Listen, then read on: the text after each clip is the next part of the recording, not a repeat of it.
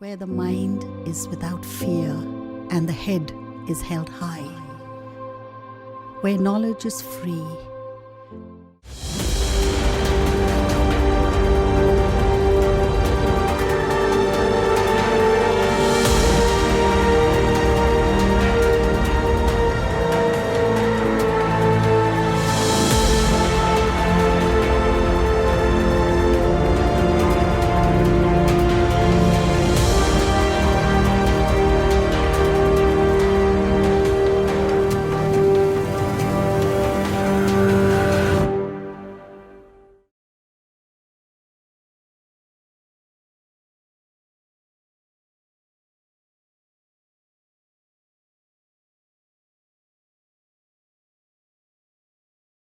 প্রিয় ছাত্রছাত্রীরা, good morning.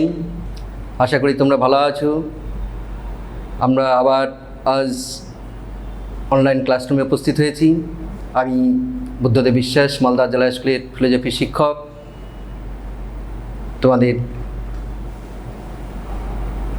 আজকে আমি ক্লাস করছি এবং এর আগে আমরা ন্যায় দর্শন আলোচনা শুরু করেছিলাম এবং সেখানে ন্যায় দর্শনের আমরা অনেকটাই এগিয়েছিলাম।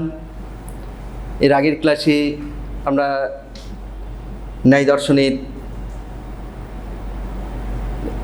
লৌকিক সন্নিকর্ষ, যে 6 প্রকার লৌকিক সন্নিকর্ষ, সেগুলো নিয়ে আমরা আলোচনা করেছি উদাহরণ সহযোগে, এবং সেখানে আশা করি তোমরা সেই ক্লাসটি ফলো করেছো এবং সেখান থেকে একটা কমপ্লিট একটা কোশ্চেন তোমরা পেয়ে থাকবে যে সন্নিকর্ষ কাকে বলে, সন্নিকর্ষ কয় প্রকার ও কী কী, বিভিন্ন প্রকার লৌকিক সন্নিকর্ষ উদাহরণ সহযোগে ব্যাখ্যা করো।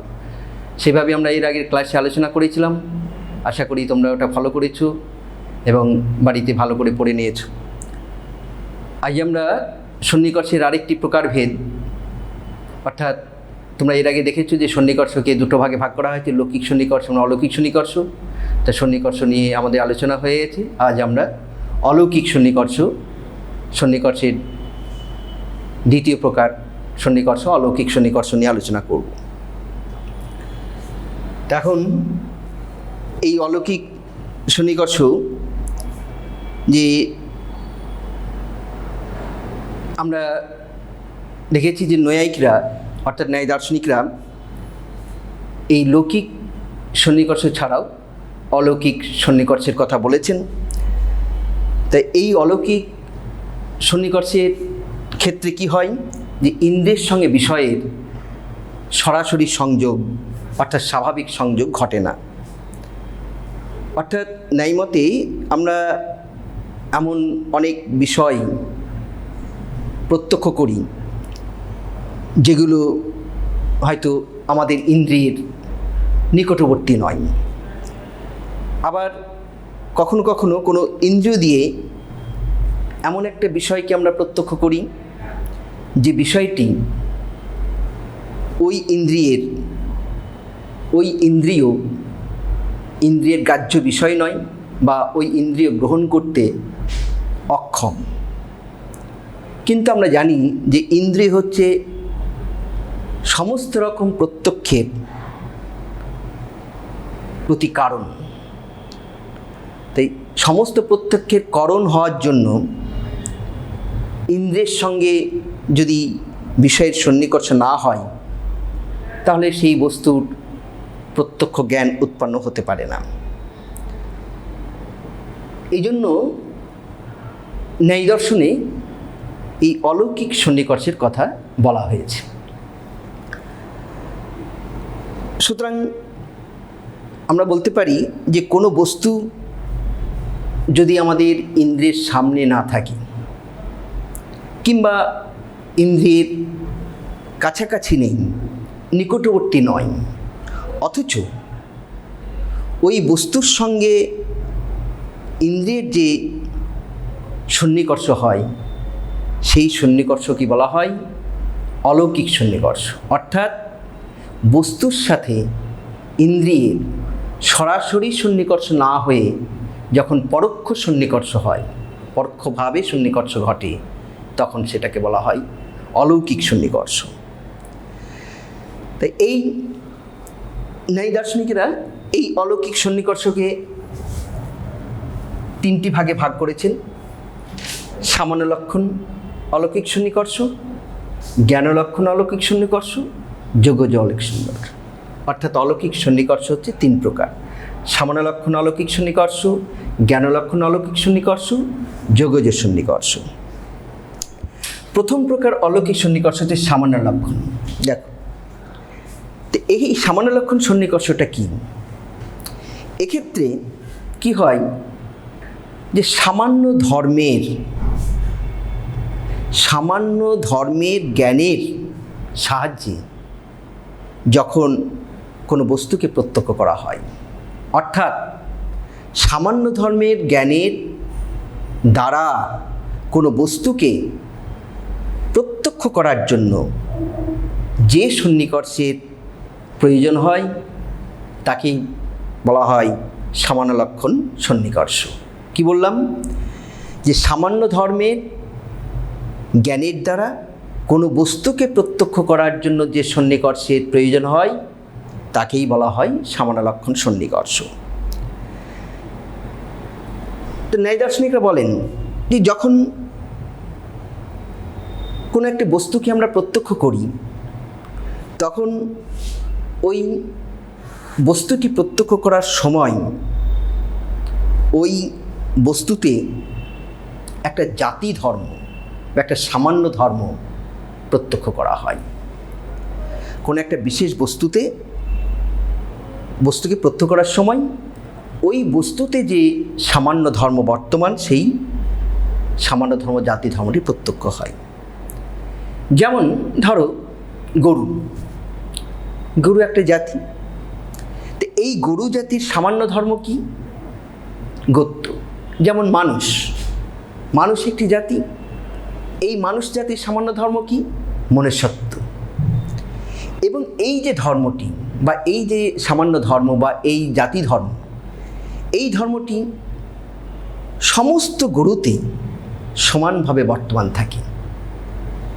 কোনো একটি বিশেষ গরুতে বর্তমান থাকে না, সমস্ত গরুতেই সামান্য ধর্ম অর্থাৎ গোত্র, এই সামান্য ধর্মটি বর্তমান থাকে।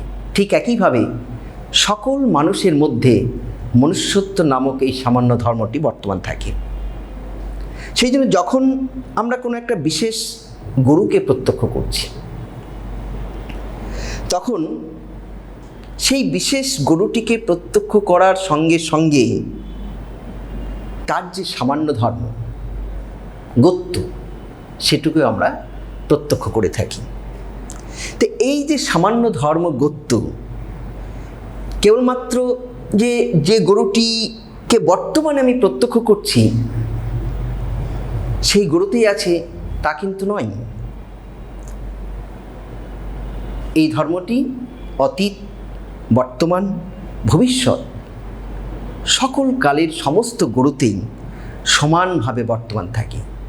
যেমন করে মানুষের মধ্যে মনুষ্যত্ব ধর্মটি অতীত, বর্তমান, ভবিষ্যৎ সমস্ত কালের সমস্ত মানুষের মধ্যে সমানভাবে বর্তমান থাকে। সুতরাং তাহলে কি হচ্ছে যে বিশেষ একটা গরুতে গোত্র নামক সামান্য ধর্মটি প্রত্যক্ষ করার সময় আমরা সকল গরুকে প্রত্যক্ষ করি। অর্থাৎ বিশেষ একটা গরুকে প্রত্যক্ষ করার সময় ওই বিশেষ গরুটির মধ্যে যে সামান্য ধর্ম গোত্র বর্তমান, সেই সামান্য ধর্ম গোত্রটিকে প্রত্যক্ষ করি এবং সেই সামান্য ধর্ম গোত্রর মাধ্যমেই আমরা সকল গরুকে প্রত্যক্ষ করে থাকি। তো এখানে কি হচ্ছে? এক্ষেত্রে কি হয় যে আমাদের চক্ষুইন্দ্রের সঙ্গে বর্তমানে যে বিশেষ গরুটিকে প্রত্যক্ষ করছি, তো সেক্ষেত্রে কী হয়? আমাদের চক্ষুইন্দ্রের সঙ্গে সেই বর্তমানে বিশেষ গরুটির একটা লৌকিক সন্নিকর্ষ হচ্ছে, লৌকিক সংযোগ হচ্ছে, সরাসরি সন্নিকর্ষ হচ্ছে। কিন্তু অন্যান্য গরুর সঙ্গে আমাদের লৌকিক সন্নিকর্ষ, সরাসরি সন্নিকর্ষ হচ্ছে না। কিন্তু আমাদের সকল গরুর জ্ঞান হয় কিসের মাধ্যমে? ওই বিশেষ গরুর মধ্যে যে সামান্য ধর্ম গোত্র নামক ধর্মটি বর্তমান আছে, সেই গোত্রটিকে আমরা প্রত্যক্ষ করছি বিশেষ গরুর মধ্যে, আর ওই সামান্য ধর্মের মাধ্যমে আমরা সকল গরুর একটা পরোক্ষ সন্নিকর্ষ হচ্ছে, পরোক্ষ সংযোগ ঘটছে। অর্থাৎ এক্ষেত্রে ওই গরুতে কি হচ্ছে যে ওই বিশেষ গুরুতে যে সামান্য ধর্মটি আশ্রিত, সেই আশ্রিত সামান্য ধর্মের প্রত্যক্ষের জন্যই সকল গরুর সঙ্গে চক্ষুরিন্দ্রিয়ের এক প্রকার অলৌকিক সন্নিকর্ষ হয়ে থাকে। একেই বলা হয় সামান্য লক্ষণ সন্নিকর্ষ।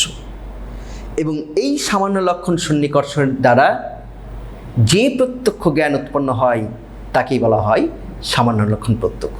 তাহলে তোমরা বুঝতে পারলে নিশ্চয়ই যে সামান্য লক্ষণ যেখানে কি হচ্ছে, গরু গোত্র, এটা হচ্ছে সামান্য ধর্ম। সামান্য ধর্ম এটা হচ্ছে বিশেষ গরু। বিশেষ গরু এটা হচ্ছে লৌকিক, লৌকিক সংযোগ হচ্ছে। আর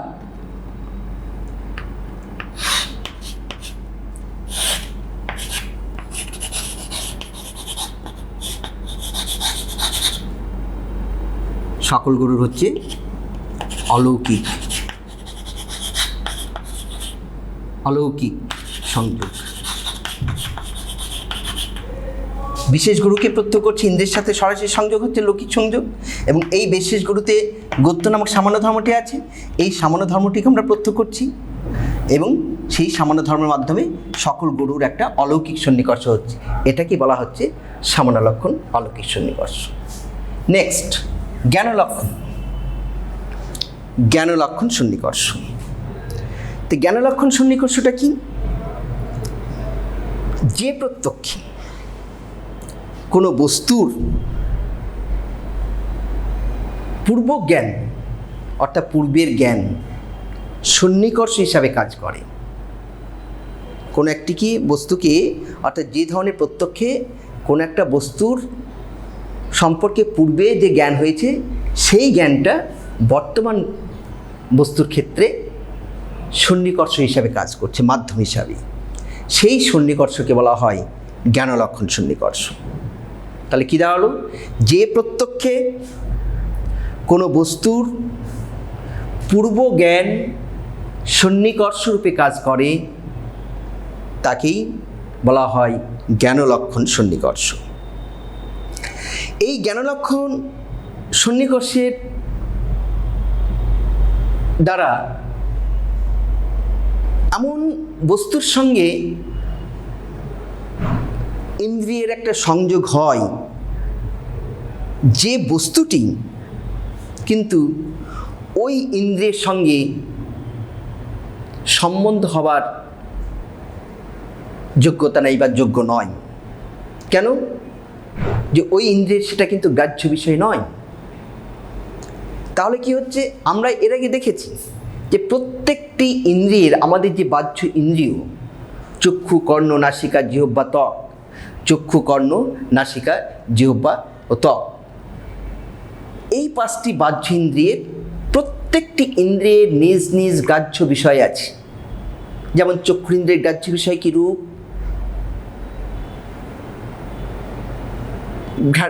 নাসিকেন্দ্রের গ্রাহ্য বিষয় কি? ঘ্রাণ। এইরকম প্রত্যেকটি বাহ্য ইন্দ্রিয়ের নিজ নিজ গ্রাহ্য বিষয় আছে। কিন্তু এই জ্ঞানলক্ষণ সন্নিকর্ষের ক্ষেত্রে কি হয়, যে এমন একটা বস্তুর সঙ্গে ইন্দ্রিয়ের সম্বন্ধ হয় যে বস্তুটি ওই ইন্দ্রিয়ের সঙ্গে সম্বন্ধ হওয়ার যোগ্য নয় বা ওই ইন্দ্রিয়ের গ্রাহ্য বিষয় নয়। এই জন্যই এই জ্ঞানলক্ষণ সন্নিকর্ষটাকে বলা হচ্ছে অলৌকিক সন্নিকর্ষ। যেমন ধরো, যেমন আমরা বলে থাকি যে অনেক সময় আমরা জানি যে আমাদের নাসিকা ইন্দ্রিয়, নাসিকার দ্বারা আমরা চন্দন কাঠের সুরভি মানে সুগন্ধ লৌকিক সন্নিকর্ষের মাধ্যমে পেয়ে থাকি। এবং সেক্ষেত্রে বলি আমরা যে চন্দন সুরভিযুক্ত, সুরভি চন্দনম। তার মানে কি, যে নাসিকার গ্রাহ্য বিষয় কি? ঘ্রাণ। সেই জন্যই আমরা একটা চন্দন কাঠের সঙ্গে নাসিকেন্দ্রের সরাসরি সংযোগ হলে সেক্ষেত্রে আমরা বলি যে চন্দন সুরভিযুক্ত বা সুরভি চন্দনম। তাই আমরা বলি যে চন্দনের সুরভি এই নাসিকা নামক ইন্দ্রিয়ের একটা নিজস্ব গ্রাহ্য বিষয়। চন্দনের সুরভি, চন্দনের সুগন্ধ নাসিকা ইন্দ্রিয়ের নিজস্ব গ্রাহ্য বিষয়। কিন্তু অনেক সময় চন্দন কাঠ, এক টুকরো চন্দন কাঠ, একখণ্ড চন্দন কাঠ দেখেই আমরা পূর্ব জ্ঞানের ভিত্তিতে, এই যে পূর্ব জ্ঞান বলতে এই যে নাসিকেন্দ্রের সাথে চন্দন কাঠের সরাসরি সন্নিকর্ষ হওয়ার ফলে চন্দন কাঠের যে সুগন্ধির জ্ঞান হলো, প্রত্যক্ষ জ্ঞান, লৌকিক প্রত্যক্ষ হলো, এই পূর্ব জ্ঞানের ভিত্তিতে আমরা বলি চন্দন সুরভিযুক্ত, সুরভি চন্দনম। তাহলে আমরা কি চন্দন কাঠকে দেখছি, চন্দন কাঠের সাথে চক্ষুরিন্দ্রের সন্নিকর্ষ হচ্ছে। তাহলে চক্ষুরিন্দ্রের গ্রাহ্য বিষয় তো ঘ্রাণ নয়, নাসিকার গ্রাহ্য বিষয় ঘ্রাণ, কিন্তু চন্দন কাঠের সাথে চক্ষুরিন্দ্রিয়ের সরাসরি সংযোগ হচ্ছে এবং সরাসরি সন্নিকর্ষ হওয়ার পর আমরা বলি যে চন্দন কাঠটি সুগন্ধিযুক্ত বা চন্দন সুরভিযুক্ত, সুরভি চন্দনম। তখন কি হচ্ছে? তাহলে এই ক্ষেত্রে যে সন্নিকর্ষ হচ্ছে সেটা হচ্ছে জ্ঞানলক্ষণ সন্নিকর্ষ। কিভাবে হচ্ছে? এক্ষেত্রে চক্ষুর সঙ্গে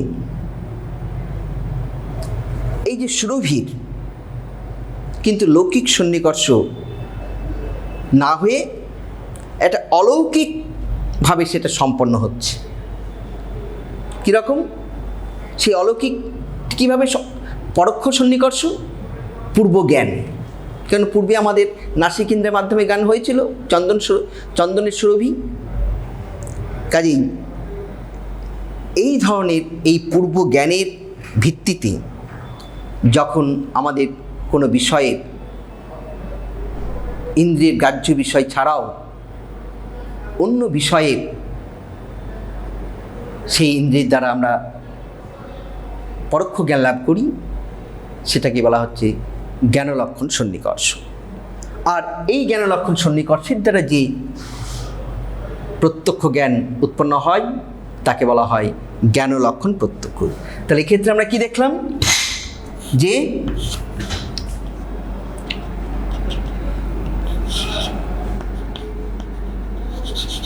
চন্দন সুরভিযুক্ত,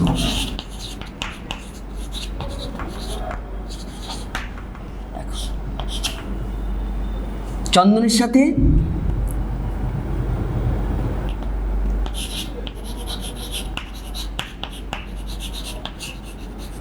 নাসিকান্দ্রিয়, এটা কি হচ্ছে? লৌকিক সন্নিকর্ষ।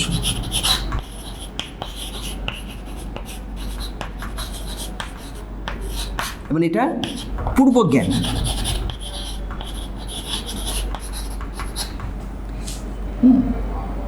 এই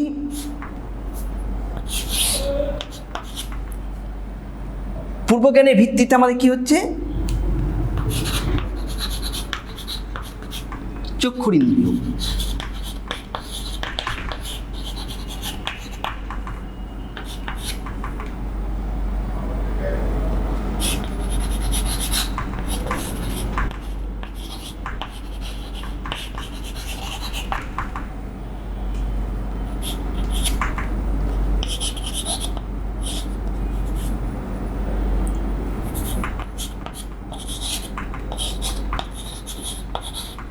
পূর্বজ্ঞানটা হচ্ছে অলৌকিক, অলৌকিক সংযোগ। তাহলে পূর্বে আমাদের কি হচ্ছে? চন্দনের সাথে নাসিকেন্দ্রের একটা লৌকিক সন্নিকর্ষ হচ্ছে, ফলে সেক্ষেত্রে একটা পূর্বজ্ঞান হচ্ছে চন্দন সুরভিযুক্ত, চন্দন সুরভিযুক্ত। কোনো এক সময়ে চন্দন কাঠের সাথে চক্ষুরিন্দ্রের লৌকিক সন্নিকর্ষ হচ্ছে, তাতে হচ্ছে যে আমাদের চন্দন সুরভিযুক্ত।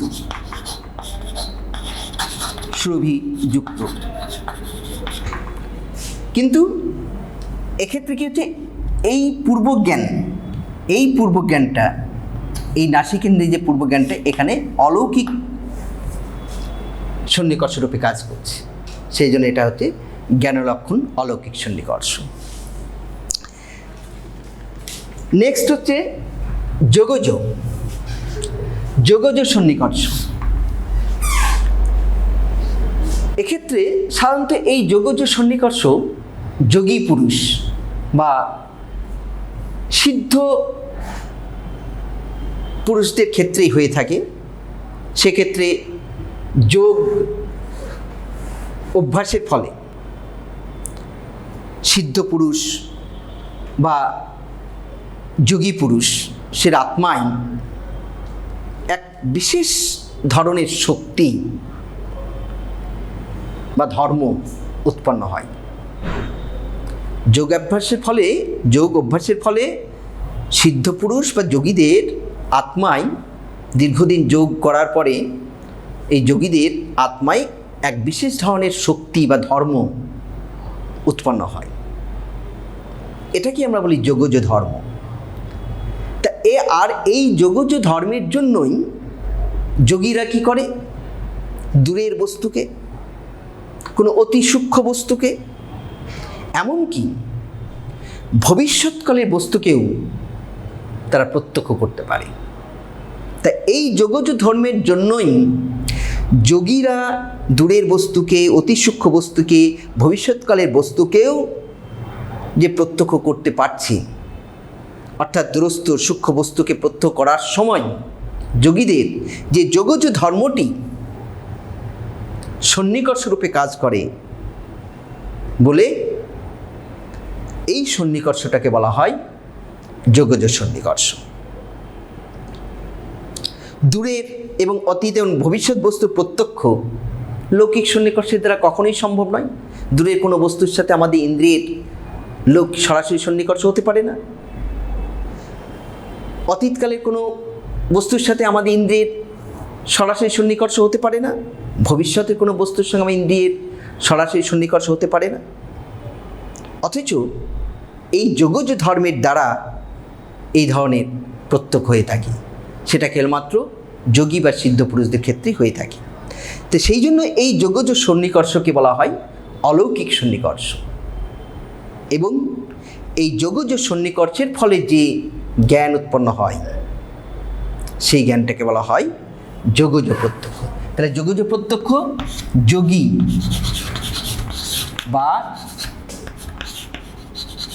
সিদ্ধ পুরুষ, এবং সেক্ষেত্রে কি হয়, যোগজ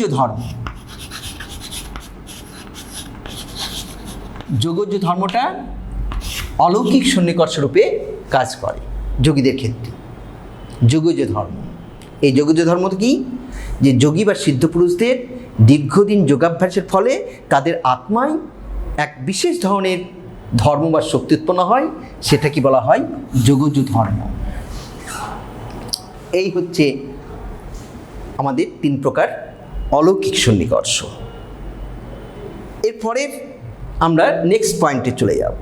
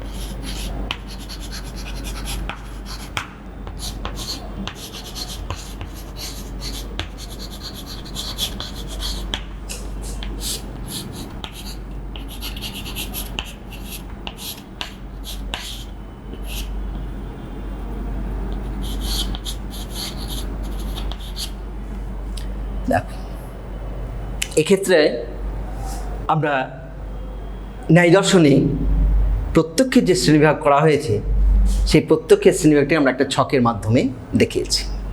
দেখো, প্রত্যক্ষকে প্রথমে দুটো ভাগে ভাগ করা হয়েছে, লৌকিক প্রত্যক্ষ, অলৌকিক প্রত্যক্ষ। এবং তোমরা এ সম্পর্কে তোমরা জেনেছো যে লৌকিক প্রত্যক্ষের ক্ষেত্রে কী হয়, বিষয়ের সাথে ইন্দ্রিয়ের লৌকিক সন্নিকর্ষ, সরাসরি সন্নিকর্ষ হয়। আর অলৌকিক প্রত্যক্ষের ক্ষেত্রে কিছুক্ষণ আগেই তোমরা জানলে যে বিষয়ের সাথে ইন্দ্রিয়ের অলৌকিক বা পরোক্ষ সন্নিকর্ষ হয়ে থাকে।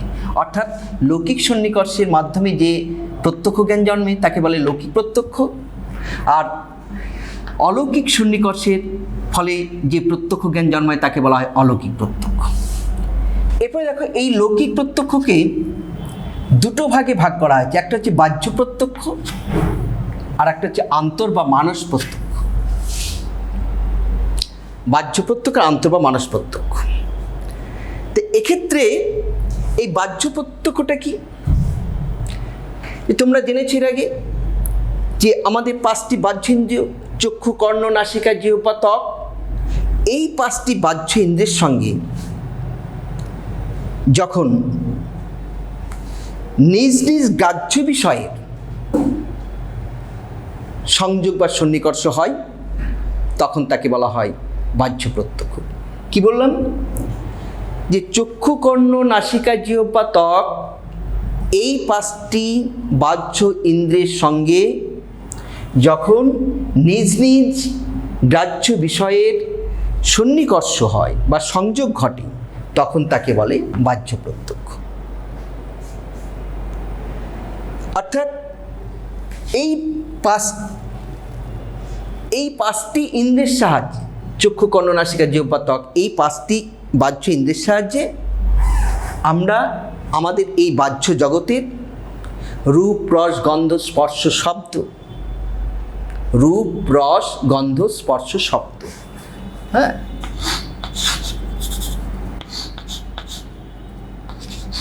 রূপ, রস, গন্ধ, স্পর্শ ও শব্দ। রূপ, রস, আমাদের 5টি বাহ্যেন্দ্রিয়ের সাহায্যে আমরা বাহ্য জগতে রূপ, রস, গন্ধ, স্পর্শ, শব্দ সম্বন্ধে একটা সাক্ষাৎ জ্ঞান লাভ করি। কাজেই এই বাহ্য প্রত্যক্ষ তাহলে আমরা বলতে পারি 5 প্রকার। কি কি? দর্শন, শ্রবণ, ঘ্রাণ, স্বাদ, স্পর্শ। চক্ষুরিন্দ্রের মাধ্যমে আমাদের দর্শন বা রূপের জ্ঞান হয়, কর্ণেন্দ্রের মাধ্যমে আমাদের শ্রবণ বা শব্দের জ্ঞান হয়, ঘ্রাণেন্দ্রের মাধ্যমে, নাসিকেন্দ্রের মাধ্যমে আমাদের ঘ্রাণ জ্ঞান হয়, জিহ্বা ইন্দ্রের মাধ্যমে আমাদের স্বাদের জ্ঞান হয়, ত্বকেন্দ্রের মাধ্যমে স্পর্শের জ্ঞান হয়। এগুলো প্রত্যেকটাই হচ্ছে বাহ্য বস্তুর জ্ঞান, রূপ, রস, গন্ধ, স্পর্শ, শব্দ। নেক্সট হচ্ছে মানস প্রত্যক্ষ, আন্তর বা মানস প্রত্যক্ষ। আমাদের যেমন বাহ্য বস্তু প্রত্যক্ষ হয় তেমনি আমাদের মানস প্রত্যক্ষ হয়ে থাকে, মানসিক বস্তু আমরা প্রত্যক্ষ করে থাকি। তো এক্ষেত্রে কি হয়, মন, এই মন আমরা যেমন 5টা বাহ্যেন্দ্রিয় পেয়েছি, এই মনটা হচ্ছে অন্তরিন্দ্রিয়, মন হচ্ছে অন্তরিন্দ্রিয়। এই মনের সাহায্যে, এই মন নামক অন্তরিন্দ্রিয়ের সাহায্যে আমরা বিভিন্ন মানসিক অবস্থা প্রত্যক্ষ করে থাকি। যেমন সুখ, দুঃখ, ইচ্ছা, দেশ, এই সমস্ত সুখ, দুঃখ, ইচ্ছা, দেশ, এগুলো হচ্ছে মানসিক বিষয়।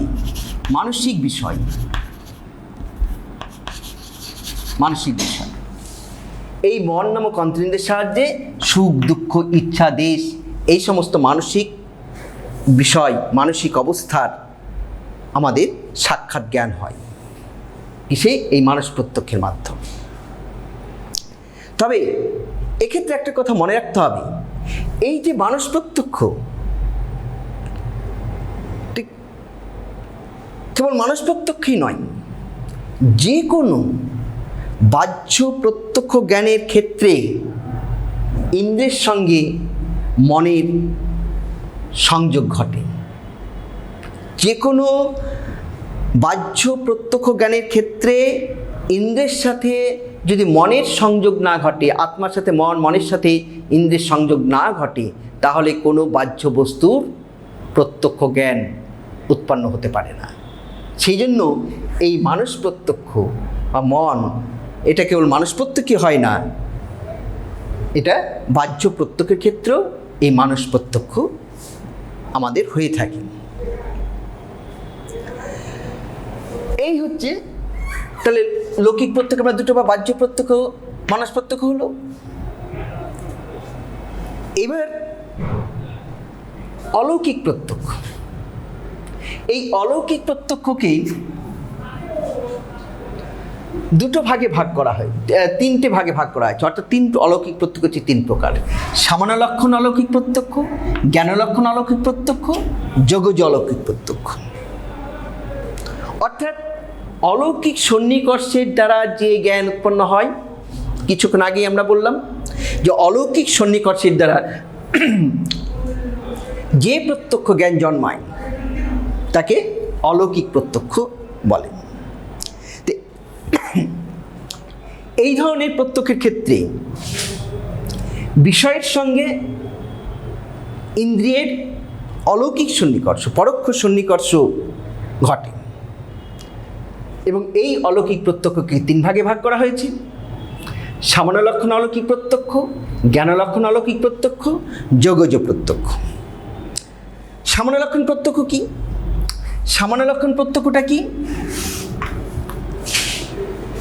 কোন একটা শ্রেণী বা জাতির অন্তর্গত একটি ব্যক্তি বা বস্তুর সামান্য ধর্মের প্রত্যক্ষের মাধ্যমে সেই জাতি বা শ্রেণীর অন্তর্গত সমস্ত বস্তু বা ব্যক্তির প্রত্যক্ষকে বলা হয় সামান্য লক্ষণ প্রত্যক্ষ।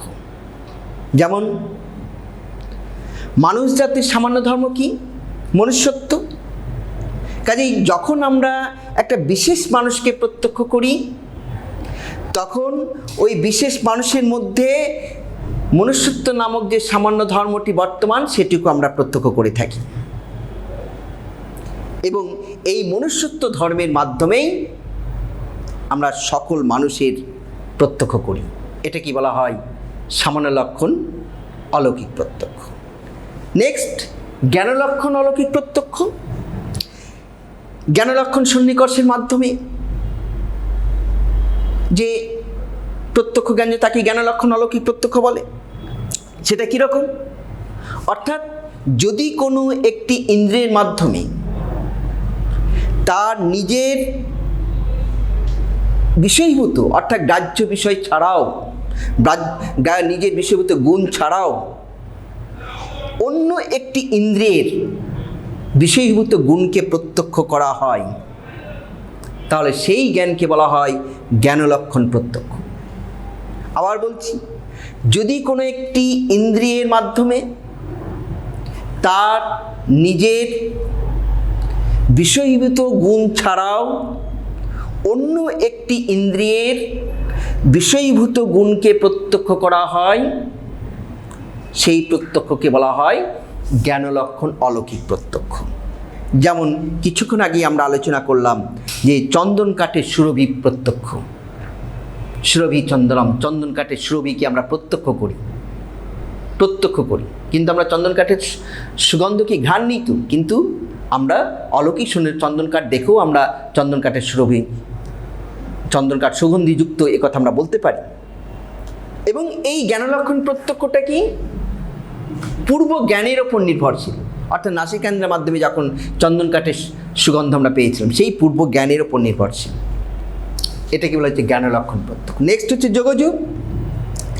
এটা একটা বিশেষ প্রকার যোগজ সন্নিকর্ষ, যেটা সিদ্ধ পুরুষ বা যোগীদের ক্ষেত্রে হয়ে থাকে। সেই সিদ্ধ পুরুষ যোগীদের যে সর্বজনীন একটা অতীত, বর্তমান, ভবিষ্যৎ সম্পর্কে প্রত্যক্ষ হয় যোগীদের ক্ষেত্রে, সেটা কি বলে যোগজ প্রত্যক্ষ। এবং যোগজ প্রত্যক্ষের সময় কি হয়? বিষয়ের সঙ্গে ইন্দ্রিয়ের কোনো প্রকার লৌকিক সন্নিকর্ষ ঘটে না। সেই জন্য এই যোগজ প্রত্যক্ষ হচ্ছে এক প্রকার অলৌকিক প্রত্যক্ষ। এই গেল 3 প্রকার অলৌকিক প্রত্যক্ষ। 3 প্রকার অলৌকিক প্রত্যক্ষ। নেক্সট, পরের পয়েন্ট কি? এরপরে আমরা এখানে এই ছকে আমরা দেখতে পাচ্ছি বাহ্য প্রত্যক্ষকে 3টি ভাগে ভাগ করা হয়েছে, নির্বিকল্পক, সবিকল্পক, প্রত্যভিজ্ঞা। তো এই ন্যায় দর্শনে প্রত্যক্ষের তারতম্য, স্তর ভেদে তারতম্য, প্রত্যক্ষের মানে স্পষ্টতার একটা প্রত্যক্ষের স্পষ্টতা, অস্পষ্টতা, প্রাঞ্জলতা, এই স্পষ্টতার স্তর ভেদে ন্যায় দর্শনে এই বাহ্য প্রত্যক্ষকে 3টি ভাগে ভাগ করা হয়েছে, নির্বিকল্পক প্রত্যক্ষ, সবিকল্পক প্রত্যক্ষ আর প্রত্যভিজ্ঞা। প্রথম প্রকার প্রত্যক্ষ নির্বিকল্পক প্রত্যক্ষ। নির্বিকল্প প্রত্যক্ষ কি? দেখো, এটা একটু ভালো করে শুনে নেবে। নির্বিকল্প প্রত্যক্ষটা কি? যে ইন্দ্রিয়ের সঙ্গে, অর্থাৎ যখন কোনো একটা বস্তুর সাথে আমার ইন্দ্রিয়ের সন্নিকর্ষ হচ্ছে, তাই ইন্দ্রিয়ের সঙ্গে বিষয়ের সন্নিকর্ষ হওয়া মাত্রই বিষয়টি সম্পর্কে বিশেষ্য বিশেষণ সম্বন্ধহীন, সম্বন্ধ বর্জিত যে প্রাথমিক অনুভব হয় তাকেই বলা হয় নির্বিকল্পক প্রত্যক্ষ। কি বললাম? যে ইন্দ্রিয়ের সঙ্গে বিষয়ের সন্নিকর্ষ হওয়া মাত্র বিষয়টি সম্পর্কে বিশেষ্য বিশেষণ সম্বন্ধহীন যে প্রাথমিক অনুভব হয় তাকেই বলা হয় নির্বিকল্পক প্রত্যক্ষ। তাহলে কি এই ধরনের প্রত্যক্ষের ক্ষেত্রে কি হচ্ছে? বস্তুটির কেবলমাত্র অস্তিত্বের দিকটাই এখানে প্রকাশিত হচ্ছে, বস্তুর অস্তিত্বের জ্ঞান হয়। তো বিখ্যাত নৈয়ায়িক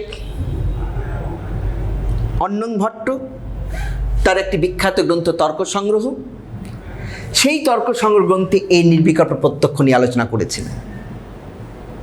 এবং সেই তর্ক সংগ্রহ গ্রন্থে নির্বিকল্প প্রত্যক্ষ সংজ্ঞা দিতে গিয়ে তিনি বলেছেন যে নিষ্প্রকারকং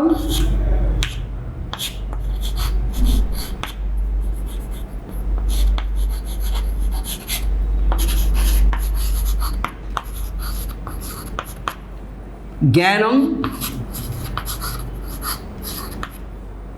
নির্বিকল্পকম।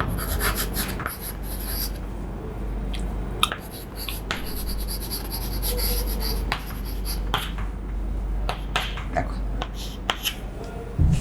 অন্নং ভট্ট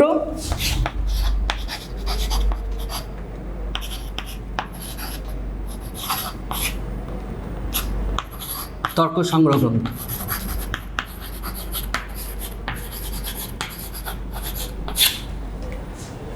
বিখ্যাত নৈয়ায়িক অন্নং ভট্ট তর্ক সংগ্রহ গ্রন্থে এই নির্বিকল্প প্রত্যক্ষের সংজ্ঞা দিতে গিয়ে বলেছেন নিষ্প্রকারকং জ্ঞানং নির্বিকল্পকম।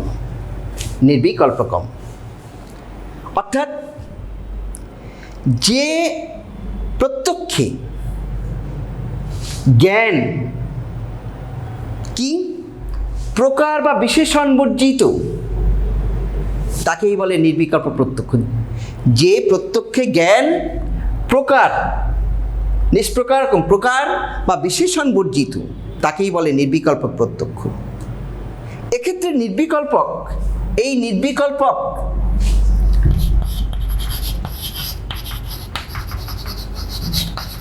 নির্বিকল্পক শব্দটির অর্থ হচ্ছে যার বিকল্প নেই, যার বিকল্প নেই। আর বিকল্প কথাটির অর্থ হচ্ছে বিশেষণ। আক্ষরিক অর্থে নির্বিকল্পক শব্দটির অর্থ যার বিকল্প নেই, আর বিকল্প কথাটির অর্থ হচ্ছে বিশেষণ। তাহলে কি হলো? যে জ্ঞানের বিশেষণ নেই বা অন্য কোনো বিশেষণের দ্বারা বিশেষিত নয়, সেটাই হলো নির্বিকল্প প্রত্যক্ষ। তাহলে এক্ষেত্রে আমরা বলতে পারি যে এই প্রত্যক্ষে, এই নির্বিকল্প প্রত্যক্ষে কি হচ্ছে? নিছক একটা কিছু, নিছক একটা কিছু প্রত্যক্ষ করা হয়, নিছক একটা কিছু। কিন্তু বস্তুটি কি? বস্তুটির নাম কি? বস্তুটির কি বৈশিষ্ট্য? এগুলো আমরা জানতে পারি না, এগুলো প্রত্যক্ষ করি না।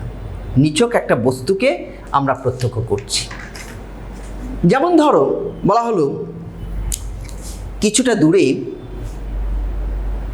আমার সামনে একটা গোলাপ ফুল আছে।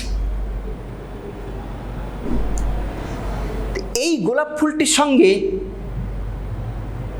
আমার চক্ষুরিন্দ্রিয়ের যখন প্রথম সন্নিকর্ষ হলো, তখন গোলাপ ফুলটি সম্পর্কে তার নাম, তার গুণ, তার জাতি, তার আকার, তার প্রকার বর্জিত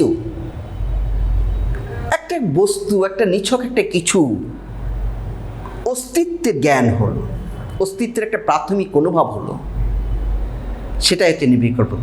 তাহলে কি বললাম? যে দূরে আমার সামনে একটি গোলাপ ফুল রয়েছে, কিন্তু ওই ফুলটি যে গোলাপ, তার যে সুমিষ্ট গন্ধ আছে, তার যে লাল বর্ণ আছে, তার একটা নির্দিষ্ট আকার আছে, এই সব বিষয়ের কোনো জ্ঞান আমরা এই পর্যায়ে লাভ করছি না। এই জ্ঞানটা আমরা কখন পাচ্ছি? পরবর্তী স্তরে। একটু এই জায়গাটাই পয়েন্ট আউট করার চেষ্টা করবে। আমি বললাম যে যখন আমার সম্মুখে দূরে একটা গোলাপ ফুল রয়েছে, আমি বলছি কিন্তু মুখে বলছি গোলাপ ফুল, কিন্তু দূরে একটি গোলাপ ফুল রয়েছে, কিন্তু এবং ওই গোলাপ ফুলটির সঙ্গে যখন আমার চক্ষুরিন্দ্রিয়ের সন্নিকর্ষ হচ্ছে, মানে সন্নিকর্ষ হওয়া মাত্রই, একদম সেকেন্ডে ফ্র্যাকশন, সন্নিকর্ষ হওয়া মাত্র বস্তুটির অস্তিত্বের জ্ঞান হচ্ছে। কিন্তু বস্তুটি কি? একটা নিছক একটা বস্তুর জ্ঞান হচ্ছে, কিন্তু বস্তুটি কি? বস্তুটি সাপ না ব্যাঙ না গরু না ঘোড়া, এরকম কোনো জ্ঞান হচ্ছে না। অর্থাৎ বস্তুটি গোলাপ ফুল নাকি, বা সেই গোলাপ ফুলটি যে তার যে একটা সুমিষ্ট গন্ধ আছে, তার যে একটা লাল বর্ণ আছে, তার একটা নির্দিষ্ট আকার আছে, এই বিষয়ের জ্ঞান আমরা এই পর্যায়ে লাভ করছি না। শুধুমাত্র কি হচ্ছে? বস্তুর অস্তিত্বের জ্ঞানটা হচ্ছে, বস্তুর অস্তিত্বের দিকটি আমার কাছে প্রকাশিত হচ্ছে। এই যে জ্ঞান, এই জ্ঞানটিকে আমরা বলে থাকি নির্বিকল্প জ্ঞান। এবং এই পর্যায়ে কিন্তু এই জ্ঞান, এটি গোলাপ ফুল, সুগন্ধি গোলাপ ফুল, এই জ্ঞানটা কখন হয়? পরবর্তী পর্যায়ে, পরবর্তী স্তরে। এবং তখন সেটা নির্বিকল্প প্রত্যক্ষটা কি? সবিকল্প প্রত্যক্ষে পরিণত হচ্ছে। তাহলে আমাদের এই কথা বলতে হয় যে একটা বস্তুকে সাথে যখন ইন্দ্রিয়ের সন্নিকর্ষ হচ্ছে, তখন বস্তুর অস্তিত্বের জ্ঞান হচ্ছে, এবং সেই বস্তুটি বিশেষণ বর্জিত বস্তুর জ্ঞান হচ্ছে। বস্তুটি কি তার জ্ঞান হচ্ছে না, এবং বস্তুটি কি বা তার গুণ কি, তার জাতি কি, এই জ্ঞান কি পরবর্তী স্তরে হচ্ছে। তখন সেটা কি হচ্ছে? সবিকল্পক প্রত্যক্ষ। এটা কি বলা হচ্ছে? নির্বিকল্প প্রত্যক্ষ। তাহলে আমরা কি দেখলাম? যে নির্বিকল্প প্রত্যক্ষের ক্ষেত্রে বস্তুর অস্তিত্বের জ্ঞান হয়। সেই জন্যই অর্ণব ভট্ট তার তর্ক সংগ্রন্থে এই নির্বিকল্প প্রত্যক্ষের সংজ্ঞা দিতে গিয়ে বলেছেন, নিষ্প্রকারকং জ্ঞানং নির্বিকল্পকম। নির্বিকল্পক মানে যার বিকল্প নেই, যার কোনো বিশেষণ নেই, বিশেষণ বর্জিত বস্তুর জ্ঞান। এবারে আমরা এই পোর্শনটা একটু মুছে দিচ্ছি।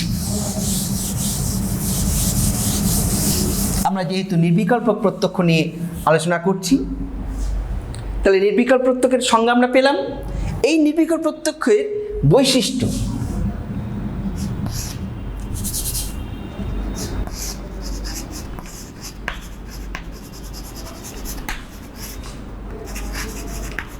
নির্বিকল্প জ্ঞানের বৈশিষ্ট্যগুলো দেখো কি পেলাম। নির্বিকল্প হচ্ছে নিষ্প্রকারক জ্ঞান। নিষ্প্রকারক জ্ঞান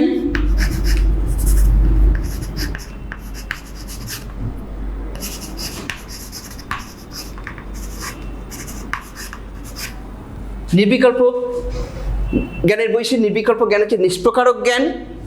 কেননা এই ধরনের জ্ঞানে বস্তুটিকে বিশেষ্য এবং তার গুণকে বিশেষণ রূপে জানতে পারি না, বিশেষণ বর্জিত রূপে বস্তুটিকে জেনে থাকি। 2 নম্বর হচ্ছে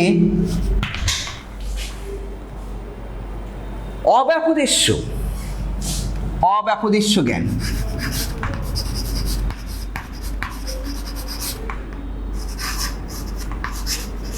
অব্যাপদেশ্য জ্ঞান কেন? এই অব্যাপদেশ্য শব্দটির অর্থ কি? যা অনির্বচনীয়, অর্থাৎ যা কোনো বচনের দ্বারা প্রকাশযোগ্য নয়, যা কোনো বচনের মাধ্যমে, যাকে কোনো বচনের মাধ্যমে প্রকাশ করতে পারি না। নির্বিকল্প জ্ঞান হচ্ছে অব্যাপদেশ্য জ্ঞান। অব্যাপদেশ্য শব্দটির অর্থ অনির্বচনীয়, যা কোনো বচনের দ্বারা প্রকাশযোগ্য নয়। কেন?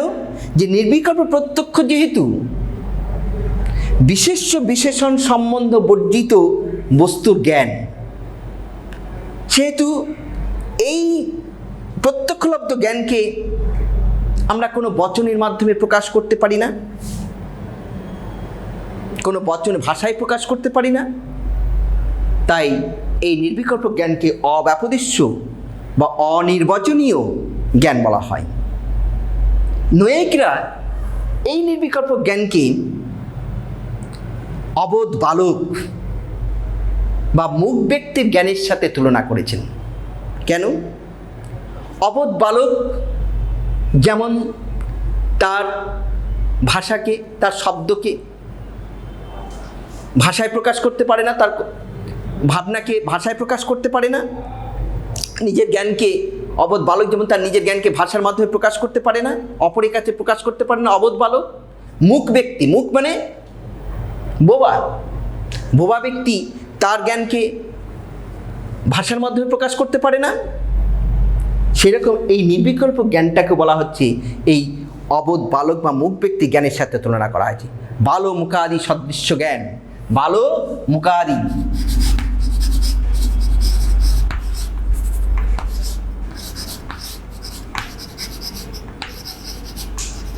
বালমুকাদি সদৃশ্য জ্ঞান অবোধ বালক বা মুক ব্যক্তির জ্ঞানের সাথে তুলনা করা হয়েছে। 3 নম্বর বৈশিষ্ট্য কি? অব্যবসায়াত্মক।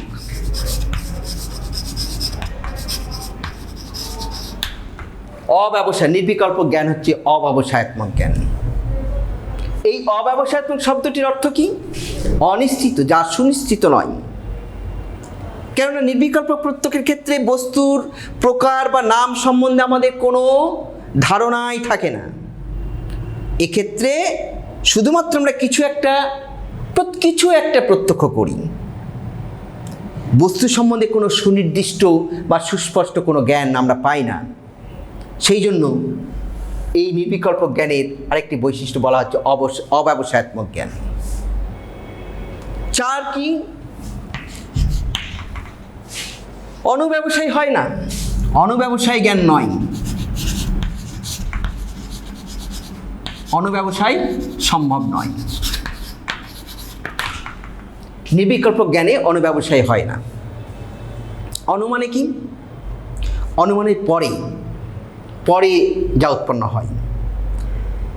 পরে উৎপন্ন যে জ্ঞান, আর ব্যবসায় মানে এর আগেই বললাম নিশ্চিত জ্ঞান। তাহলে অনুব্যবসায় মানে পরে উৎপন্ন হয় যে নিশ্চিত জ্ঞান। অনুব্যবসায় কথার অর্থ হল পরে উৎপন্ন হয় যে নিশ্চিত জ্ঞান। এখন নির্বিকল্প প্রত্যক্ষ জ্ঞানী যেহেতু বিশেষ্য বিশেষণ সম্বন্ধ বস্তুরূপে বস্তুর স্বরূপের জ্ঞান হয় না, বিশেষ্য বিশেষণ সম্বন্ধ যুক্ত রূপে বস্তুর স্বরূপের জ্ঞান হয় না, তাহলে এই জ্ঞান অনিশ্চিত। কাজেই নির্বিকল্প প্রত্যক্ষ ব্যবসায়াত্মক নয় বলে এই জ্ঞানের অনুব্যবসায় হয় না। নেক্সট 5 নম্বর কি?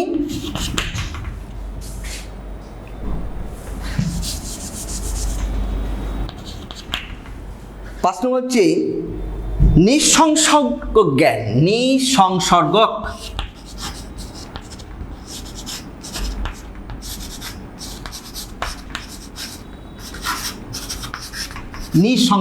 জ্ঞান। দেখো, নিঃসংসর্গক অর্থাৎ যার সংসর্গ নয়, বিশেষ্য বিশেষণের সম্বন্ধকেই বলা হয় সংসর্গ। বিশেষ্য ও বিশেষণের সম্বন্ধকে বলা হয় সংসর্গ। এখন বিশেষ্য বিশেষণের সম্বন্ধকে যদি সংসর্গ বলা হয়, তাহলে নির্বিকল্প প্রত্যক্ষে কোনো বিশেষ্য বিশেষণের সম্বন্ধের জ্ঞান হয় না। নির্বিকল্প প্রত্যক্ষ জ্ঞানে এই বিষয়গুলিকে আমরা বিশেষ্য রূপে, বিশেষণ রূপে এবং বিশেষ্য বিশেষণের সম্বন্ধ রূপে, মানে সময় সম্বন্ধ রূপে আমরা জানতে পারি না। এক্ষেত্রে কি হয়? বিষয়গুলির অনুভব হয়, কিন্তু বিষয়গুলির সম্বন্ধে কোনো অনুভব হয় না। কিন্তু বিষয়গুলির সম্বন্ধে কোনো অনুভব হয় না। সেই জন্য এই ন্যায় দর্শনে এই নির্বিকল্প প্রত্যক্ষ হচ্ছে বিশেষণ বিশেষণ সম্বন্ধ অনববাহিকা। এখানে বিশেষ্য বিশেষণ সম্বন্ধ অনববাহী।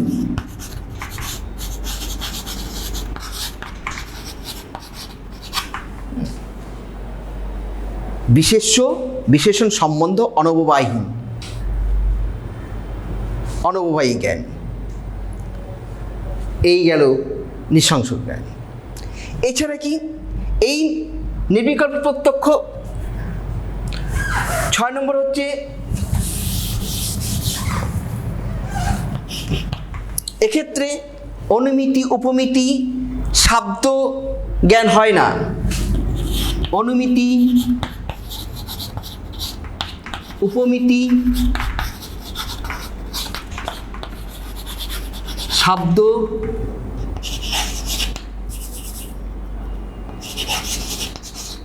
জ্ঞান হয় না। অনুমিতি উপমিতি শব্দ জ্ঞানের নির্বিকল্প প্রত্যক্ষ সম্ভব নয়। অনুমিতি উপমিতি শব্দ জ্ঞানের নির্বিকল্প প্রত্যক্ষ হয় না। এইভাবে আমরা এই নির্বিকল্প জ্ঞানের 6টি বৈশিষ্ট্য আমরা পেয়ে থাকি।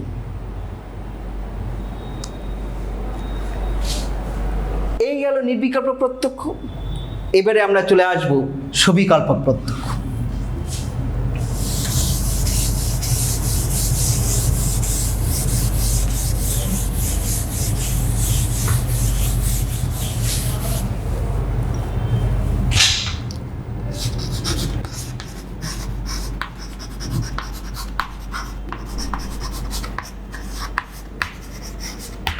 সবিকল্প প্রত্যক্ষ ইন্দ্রিয়ের সঙ্গে বিষয়ের সন্নিকর্ষ হলে বিষয়ের অস্তিত্বের সঙ্গে সঙ্গে তার নাম, গুণ, জাতি, ধর্ম প্রভৃতি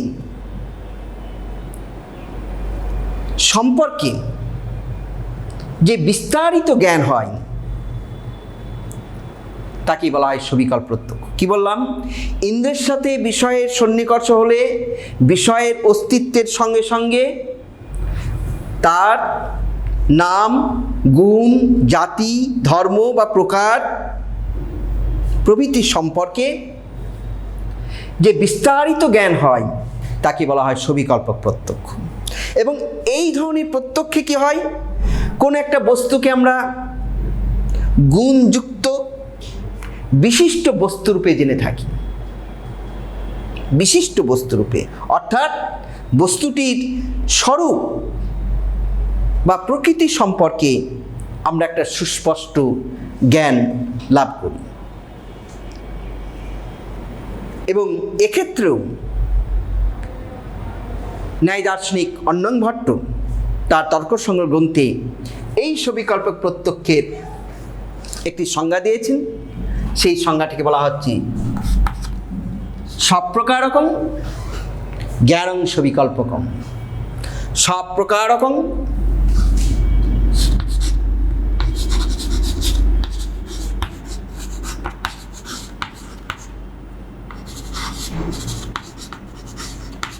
জ্ঞানং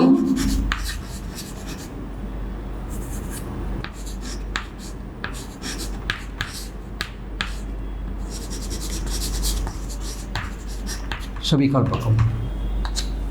সব প্রকার জ্ঞানং সবিকল্পকম। সব প্রকার অর্থাৎ যে প্রত্যক্ষে কোনো বিশেষণের দ্বারা বিশিষ্টের জ্ঞান হয়, বিশিষ্ট বস্তুর জ্ঞান হয়, যে প্রত্যক্ষে কোনো বিশেষণের দ্বারা বিশিষ্ট বস্তুর জ্ঞান হয় তাকে বলা হয় সবিকল্পক প্রত্যক্ষ। এই সবিকল্পক এর অর্থ কি? বিকল্পযুক্ত। সবিকল্প মানে বিকল্পযুক্ত।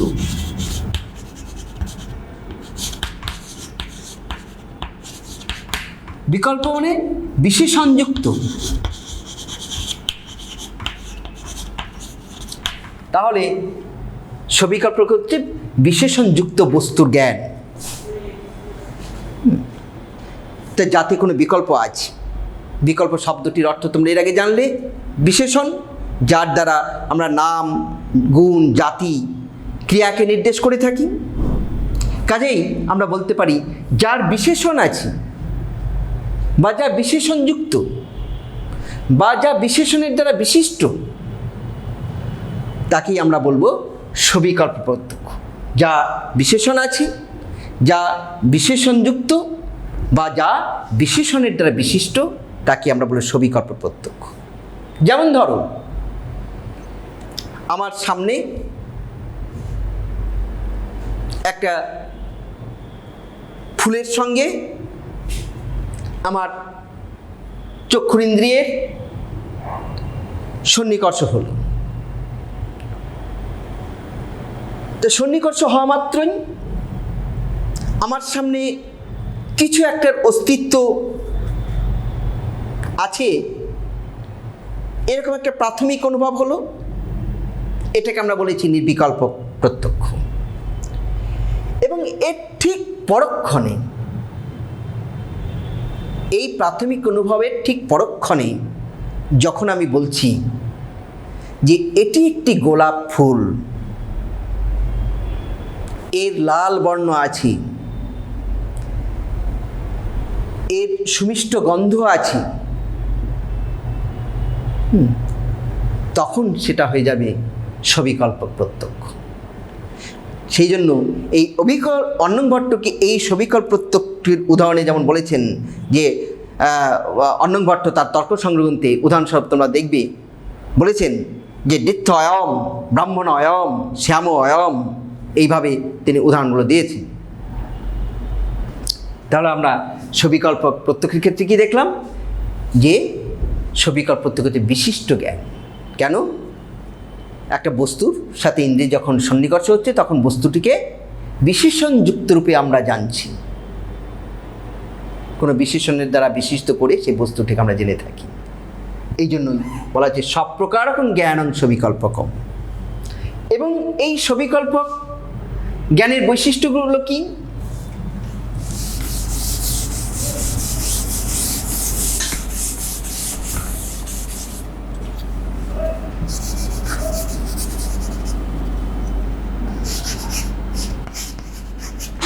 সবিকল্প জ্ঞানের বৈশিষ্ট্য, যেভাবে আমরা নির্বিকল্প জ্ঞানের বৈশিষ্ট্যগুলো পেয়েছি,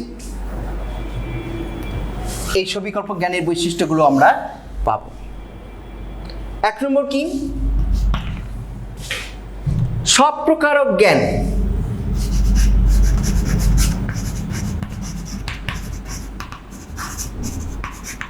সব প্রকার জ্ঞান কেন? এই জ্ঞানে বস্তুটিকে আমরা বিশেষ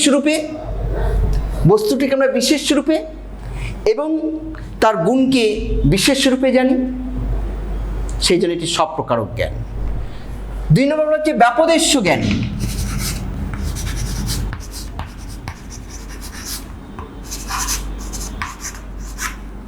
সবিকল্প জ্ঞানকে ব্যাপদেশ্য জ্ঞান বলা হচ্ছে কেন? যেহেতু এই জ্ঞানকে আমরা বচনের মাধ্যমে প্রকাশ করে থাকি, প্রকাশযোগ্য। অর্থাৎ সবিকল্প প্রত্যক্ষে বস্তুটি প্রকৃতি সম্পর্কে আমরা একটা সুস্পষ্ট জ্ঞান হচ্ছে,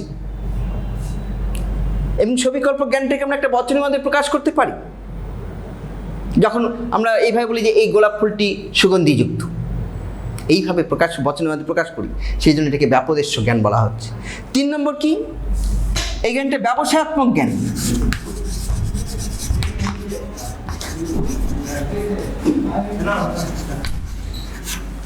ব্যবসায়াত্মক জ্ঞান।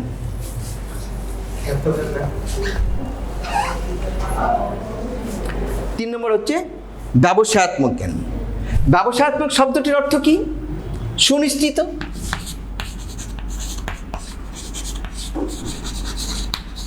ব্যবসায়াত্মক শব্দটির অর্থ সুনিশ্চিত, এবং যেহেতু সবিকল্প প্রত্যক্ষে আমরা কোন একটা বস্তুর নাম, গুণ, জাতি, ধর্মযুক্ত বিশিষ্ট বস্তুরূপে জানতে পারি, বিশিষ্ট বস্তুরূপে জেনে থাকি, সেই জন্য এই জ্ঞানটিকে বলা হচ্ছে ব্যবসায়াত্মক জ্ঞান। 4 নম্বর কি? 4 নম্বর হচ্ছে অনুব্যবসায় সম্ভব। অনুব্যবসায় সম্ভব।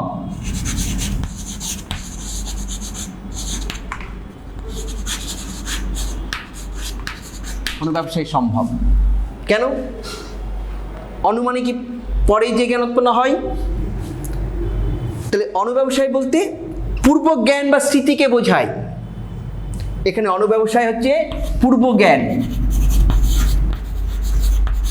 বা স্মৃতি জ্ঞান।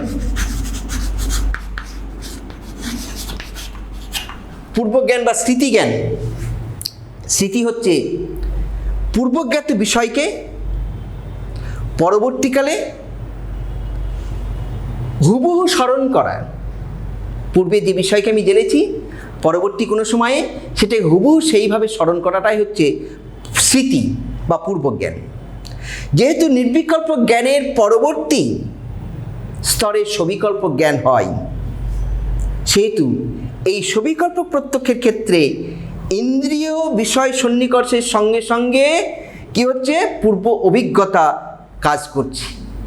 ইন্দ্র বিষয় সন্নিকর্ষের পূর্ব অভিজ্ঞতা কাজ করছে, স্মৃতি কাজ করছে। অর্থাৎ সবিকল্প প্রত্যক্ষ পূর্ব জ্ঞানের ওপর নির্ভরশীল। সেই জন্য এই প্রত্যক্ষের কি হয়? অনুব্যবসায়ী হয়। নেক্সট 5 নম্বর কি? সবিকল্প প্রত্যক্ষ হচ্ছে স্বসংসর্গ জ্ঞান।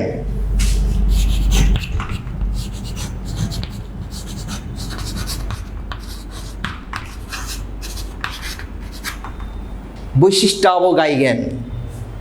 বিশেষণ সম্বন্ধ অবগাহী, বৈশিষ্ট্যানবগাহী জ্ঞান বলা হয়। সবিকল্প জ্ঞানে বিশেষণ এবং বিশেষণের সম্বন্ধ, অর্থাৎ সংসর্গ বলতে আমরা কি? বিশেষণের যে বিশেষ যে সম্বন্ধ, সমবায় সম্বন্ধ, সেটাকে সংসর্গ বলা হয়। সেই সংসর্গকে আমরা জানতে পারি। যেমন লাল গোলাপের সঙ্গে প্রত্যক্ষে একটা লাল গোলাপকে প্রত্যক্ষ করার সময় গোলাপটা হচ্ছে বিশেষ্য এবং লাল রঙটা হচ্ছে তার বিশেষণ। তেমনি লাল বর্ণটি যে গোলাপে আছে, লাল রঙটি যে গোলাপে আছে, সেই উভয়ের সম্বন্ধ, সেই সমবায় সম্বন্ধের জ্ঞান আমাদের বা সংসর্গের জ্ঞান হয়। সেই জন্য এই সবিকল্প জ্ঞানটিকে বলে সংসর্গ জ্ঞান, বৈশিষ্ট্যাবগাহী জ্ঞান। আর আমরা নির্বিকল্প দিই বৈশিষ্ট্যানুবাহী জ্ঞান। 6 নম্বর কি? সবিকল্প প্রত্যক্ষ হচ্ছে অনুমিতি, উপমিতি, শব্দ, স্মৃতি। অনুমিতি, উপমিতি, শব্দ ও স্মৃতি জ্ঞানের ক্ষেত্রে সম্ভব। নির্বিকল্প প্রত্যক্ষে আমরা অনুমিতি, উপমিতি, শব্দ, স্মৃতি জ্ঞানের ক্ষেত্রে সম্ভব হয়নি, কিন্তু সবিকল্প প্রত্যক্ষের ক্ষেত্রে আমাদের অনুমিতি, উপমিতি, শব্দ, যেহেতু এটা পরবর্তী জ্ঞান, পূর্ব জ্ঞানের উপর নির্ভরশীল, সেহেতু সবিকল্প প্রত্যক্ষ অনুমিতি, উপমিতি, শব্দ এবং স্মৃতি জ্ঞানের ক্ষেত্রে সম্ভব হয়ে থাকে। এই হচ্ছে নির্বিকল্প প্রত্যক্ষ, অর্থাৎ যে বাহ্য প্রত্যক্ষকে আমরা তিনটে ভাগে ভাগ করেছি, নির্বিকল্পক, সবিকল্পক আর প্রত্যবিজ্ঞা। তার মধ্যে এটাকে আমরা নির্বিকল্পক, সবিকল্পক নিয়ে আলোচনা করলাম।